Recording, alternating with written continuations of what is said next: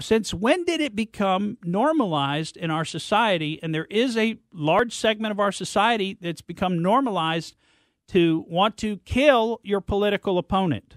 Or 2016. Yeah. Mm-hmm. Yeah. Mm-hmm. This has now become normalized. And we saw it just over the weekend in Denver. You know, we saw a guy get shot in the face by another guy. The guy who shot him was named Matthew Doloff. He shot and killed veteran Lee Keltner, who was a guy who made cowboy hats. He's had his own company since 1994 making cowboy hats.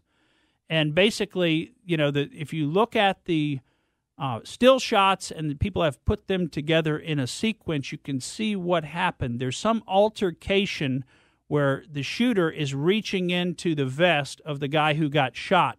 The guy who got shot is backing away and smacks the shooter in the face. Now, again, he probably shouldn't smack somebody in the face, but I don't know what he was reaching for inside that guy's vest.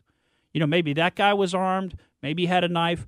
Who knows? But the point is you can't be reaching into somebody else's vest, and you do have the right to defend yourself. So he's backing away, and he smacks him, and he has his mace out, and the guy who got smacked, who wound up being the shooter, pulls out his gun, points it at the guy's face, shoots him in the face.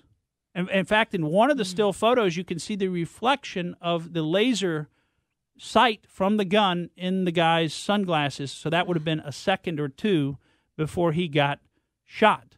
Now, it was quickly reported that the shooter was an Antifa sympathizer. And, of course, Antifa was there having a counter-protest to a pro-Trump rally, so trying to get into conflict, trying to mix it up. And if you watch some of the videos, you'll see people running down the street away from the shooting, screaming, celebrating. They were happy, said, and we couldn't even use the words for you, but said a lot of cuss words. They were, yeah, one less white supremacist. I'm glad he got killed, got shot in the dome. You know, it's great. One less white supremacist to deal with. And there's no evidence this guy who was shot was a white supremacist that I'm aware of. I've seen nothing. Nothing's been reported in the media. In fact, this whole story hasn't really been reported in the media. You know, the shooter was arrested and charged with first-degree murder. He's being held without bond, as he should be. Obviously a dangerous guy. And like I said, a lot of people initially said he was Antifa, and there was a lot of pushback from the Denver-based media saying, no, he wasn't Antifa. He was there as a security guard for Channel 9 News. Well, some people have then dug into his social media posts, and he's got a very strong anti-Trump bent where he's apparently confronting people in public who have on Trump buttons and screaming in their face that they're racist and how does it feel to be a racist, etc. Well, the city of Denver's now come out and said that he was actually not licensed in the city to be a security guard.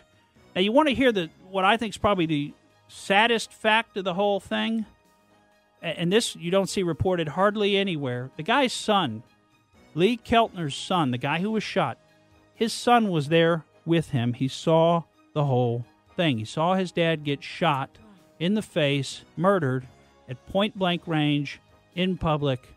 Think about how that would feel. Thank you for listening to the Morgan Streetman Show. We hope you enjoyed what you heard, and if you did, please click like and subscribe to help us out. And remember that we recommend that you exercise your brain at least once a week.